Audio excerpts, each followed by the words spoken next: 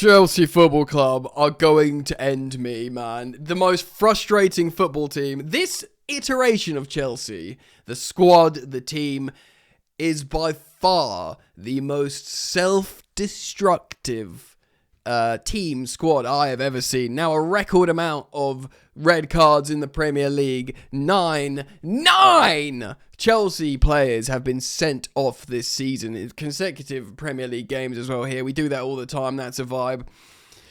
And in a game where you could tell there was nerves from the Arsenal crowd, where, Chelsea had moments where they were very much on top for strong periods, when Arsenal got away with probably 2 penalties, certainly 1, possibly 2, with a handball from Declan Rice, which for me is just stonewall penalty. Of course, we can get to that. Another one where João Pedro has got one player wrapping his arms around him and the goalkeeper quite literally punching him in the face. Poor officiating, not getting penalties. What else is the biggest, sort of meme of this? Arsenal scoring 2 corners. We're going to talk about the corners. My word, we're going to talk about the corners. And Reece James showing quality. Chelsea getting a red card. Def taxes and Chelsea getting a red card. What an insane game. There was moments towards the end where we could have snatched it with 10 men. Of course, there was a moment with Delap on side on the break, hit an not easy, but a first-time square ball to Garnacho had come on with him, who probably would have finished it. Garnacho himself nearly scored an excellent goal, forced to save. At late doors, there was that crazy moment where João Pedro, forcing us off a save. He was offside from an overhead kick that Delap finished. Hearts and mouths moment for the Arsenal fans there. And Chelsea again showing that they can play with the best teams. And I'm really, sack Bernardo Cueva, the set-piece coach at Chelsea. Sack him. I'm done with him. I'm done with this guy. What's he doing? Look, we scored a set-piece, but it's world-class Reece James scoring in Olympico. You don't need a set-piece coach for that.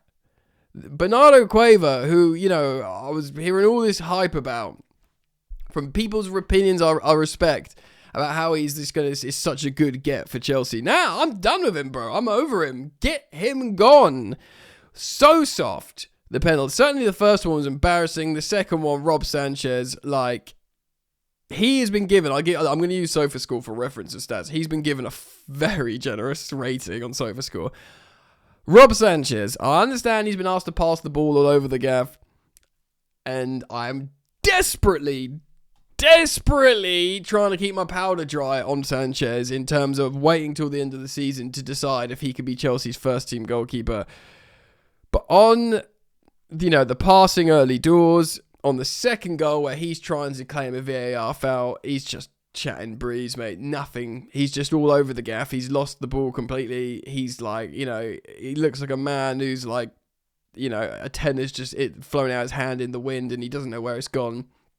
He's all over the gaff.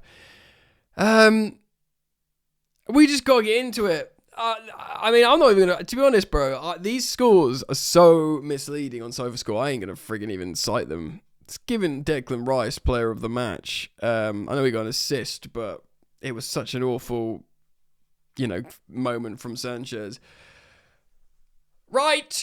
So, welcome back to Football Therapy. We are going to speak about Arsenal 2, Chelsea 1. We are going to speak about the set pieces, the red cards, the moments. Liam Rosenior, I must say, the Chelsea manager, I feel sorry for him because I think we had a very strong case for 2 penalties. He's dealing with what Maresca had to deal with just profound indiscipline. Just profound from these young Chelsea players constantly getting sent off and booked. It's absolutely mental. But anyway, happy March, gang. It's my birthday on the 16th. I turned 37. And you can like and subscribe as a present. That's nice. Right, let's freaking talk about this game. Arsenal unchanged after their big win against North London rivals Tottenham Hotspur, who they themselves lost to Fulham today, which is very funny. So it just really highlights how that massive scoreline against Spurs didn't really let you know how good Arsenal are. Really, this was going to be a test. And it was a test. One that they passed with a great deal of help from their opponents in Chelsea. But, they had a backline of Timber, Saliba, Gabriel, and Nketiah in front of Raya in goal. Raya saved them, by the way, quite a lot. And the first penalty shout on the Declan Rice, that absolutely was an excellent save from Raya. It nearly was like a really funny own goal with Declan Rice handballing into his own goal. So Raya was excellent. I mean, the fact how SofaScore, this is why I'm just going to give you a spoiler here. The fact how they've given Raya the same rating as Sanchez in this game, for me, in the words of Mikel Arteta once in recent years, disgracia. As the Spanish say. I mean, I think that's absolutely crazy. Zubimendi partners Rice. Rice looks absolutely gassed lately, and he did in this game, especially when he made that run towards the end, trying to catch up with Neto. Eze in for Ødegaard, Saka and Trossard flank him, and Gyökeres up top. They had substitute appearances from Martinelli, who did look pretty good when he came on, Nørgaard, and of course Havertz made his, appearance against Chelsea. Just surprised he didn't score the 3-1 goal and then hit, kiss the Arsenal badge, because that would have been the icing on the cherry on the cake. We lined up with Robert Sanchez, Reece James starting as conventional right back, excellent on the day. Perhaps not so, but good in the first goal. We can speak about that.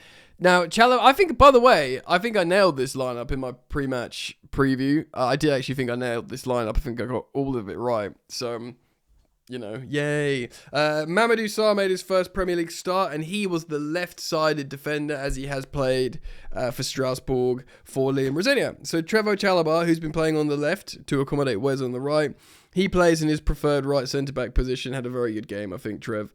Mamadou Sarr, despite being right-footed, is a very good left-sided defender. He's a bit of a Marc Guéhi / Trevoh, do you know what I mean?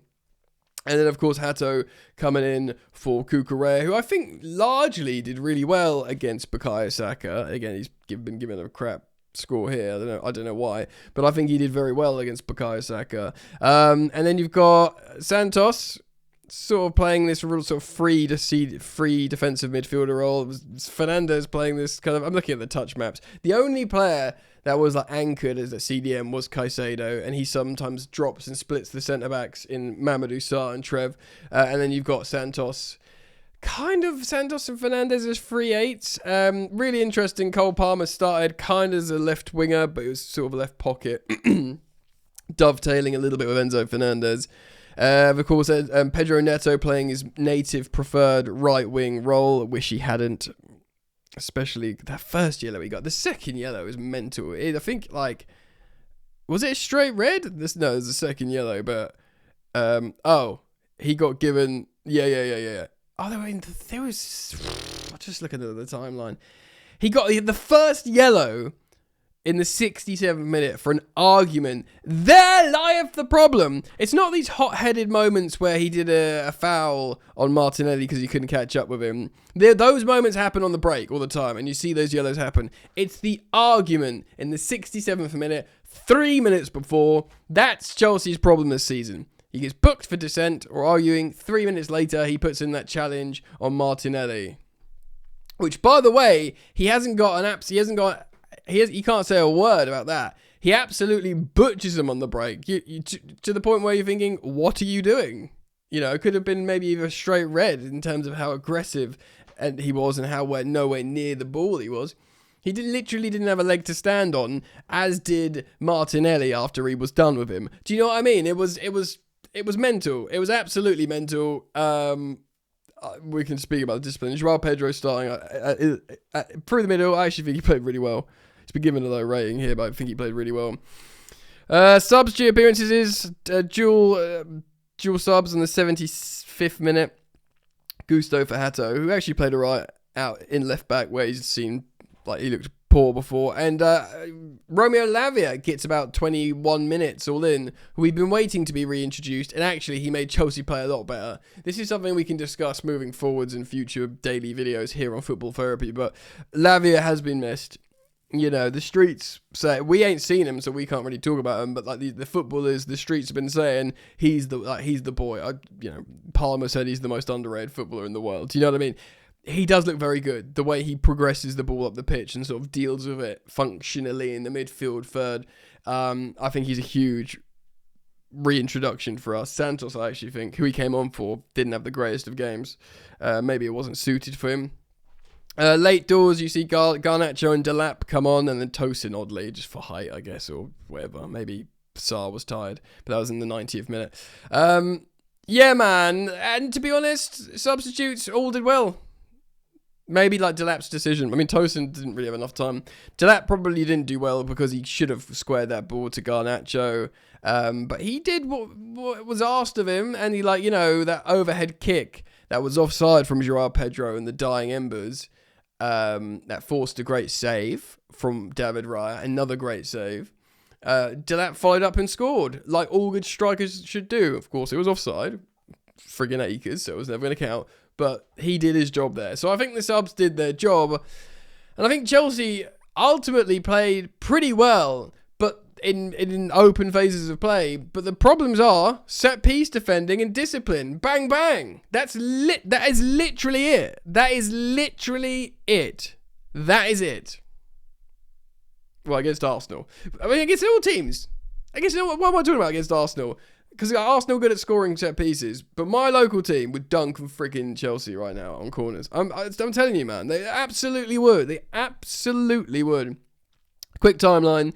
So they score their opener. Chelsea start the game pretty good, actually. Looking at attacking momentum, we start the game really well. Gary Neville's going, ooh, Chelsea look pretty good here, whatever he's saying.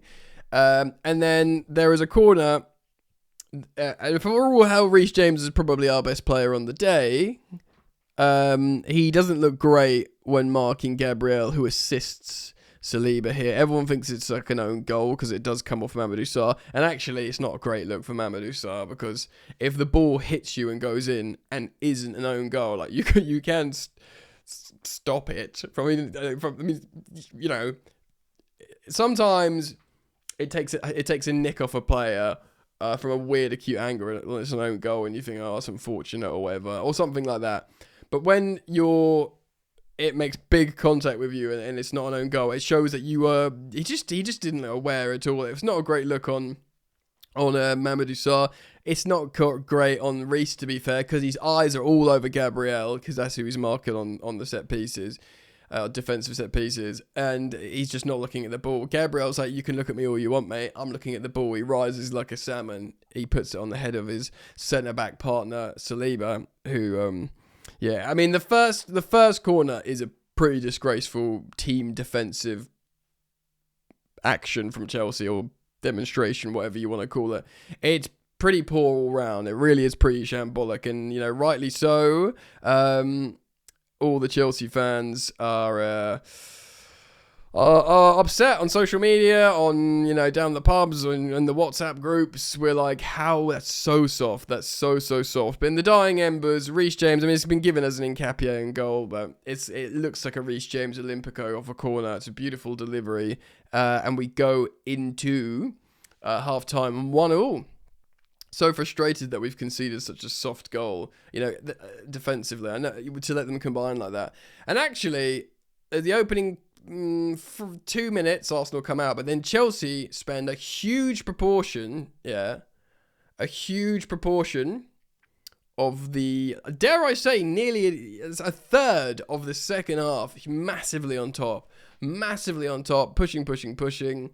And then they score again from a corner, and this time it's all on Robert Sanchez. Like the way Robert Sanchez is trying to buy a VAR disallowance, whatever it is pretty shameful. No one touches him. He has no idea what's going on. We'll run through player performances in a moment, but like, it was pretty shocking from Rob Sanchez, if you ask me. Really poor. And they're 2-1 up. Finished by Jurgen Timber, Declan Rice corner. Pedro Neto, I think from the wake of this corner, so to put, Arsenal in the lead again, gets booked for an argument. And that is your moment. Even though he hacked down the breaking Martinelli 3 minutes later and tried to snap his legs off, even though that was the foul, the really cynical foul on the break, and that can happen. Martinelli had basically roasted him. And by the way, Neto's quick, but Martinelli had just, sort of come off the bench a few minutes before. So, fresh legs and all that. But they're both quick. Neto is quick as well, but he's being roasted, and it's the yellow that's done him before. What's he thinking? He knows he's on a booking. He gets really angry and has to be taken down the Arsenal tunnel by possibly Willie Issa as well. When he watches that back, Pedro Neto, and how he assaulted Martinelli. And look, if he's not a yellow, smash up that kid all you want. Do you know what I mean? But like the fact how he's on a yellow from 3 minutes before, so you can't really forget, bro. Literally a matter of 180 seconds or probably less. Yeah, well, it would have been less. Within 180 seconds ago, you've had a card put in your face. Oh, I'll know what I'll do. I'm just going to hack this kid down on the break. So poor. So poor. Lavia comes on for Santos in the 75th. I've already spoken about how he looks good. Gusto looked pretty good as well. Havertz for Gyökeres, Nørgaard for Rice. Enzo gets booked in the 79th for an argument. Again, don't swear, Yannick. Arguments. And like I said, the 86th minute, Garnacho and Delap come on and nearly combine a couple of times and probably don't do that badly. Chelsea had the majority of possession in this game, 59%, nearly 60% of the ball away in the Emirates. Expected goals was pretty even. Both teams created 2 big chances. Goalkeeper saves. Reyes saved 4. Sanchez 3. We had 10 corners to their 5, and yet we let them score 2. And we scored 1, to be fair. So we scored 10% of our corners in this game. Sorry, 10% of our corners, we got a goal. What is there is 40% of their... They're 5 corners, 2 goals. I know they're good at corners, but it's a disgrace from Chelsea, bro. It's a disgrace. In the second half, and the majority of the second half, also, no, not the majority, but half of the second half, we have 10 men. We have a higher XG than them, and again, we have 60% of the ball to their 40%. So, there we go. They can do it, Chelsea. It's the most frustrating freaking team in the world. I know they've got the youngest average age in the league, starting age in the league, but it's just, I don't give a so-and-so. Do you know what I mean? Stop getting sent off. Stop getting sent off. 2 things. Sack Bernardo Cueva and stop getting sent off. Sack Bernardo Cueva and stop getting sent off. I mean, it's the most infuriating thing. Oh yeah, I should talk about the penalties, shouts. So the first one, like I said, Declan Rice has got his arms around Hato and he elbows it up and forces a great save from Raya, which would have been funny if it was a goal, but of course Reece / Nkapie Olympico goals afterwards. And the PFA or the Premier League said it's because he's a player's underneath him. Why is a player underneath him? Because Declan Rice has literally wrapped his arms around him and elbowed it. But it's a penalty. It's a penalty. The other one is João Pedro. He's being held. I forget the players holding him. I've just seen the still of him being held. And he's being punched in the face by the goalkeeper. Definitely could have been given at least 1 penalty. Look, whatever. The refs are shocking this season. I'm not going to blame the penalty shouts. It'd be remiss of me not to speak about them. It's not on the penalties. It's about us being the most self-destructive team ever. Showing that we've got the stones to freaking mix it with them, but they're not by just self-destructing. It's very, very frustrating, gang. Let me know your thoughts, though. Please do comment down below. Thank you for liking and subscribing on YouTube if you're watching here. Do hop over to Spotify by searching Football Therapy Podcast and consider giving me a 5-star rating and a follow to make me feel better. The good, the bad, the ugly, but mainly bad and ugly at the moment. So let's hope we move through that. But I'm not entirely miserable. There's, stuff there. It's just undermined by absolute nonsense. Absolute nonsense that if was ironed out, Chelsea could be a good team. Heck, with a little bit of development and maybe a couple of new players, maybe even a great team. Take care. Peace.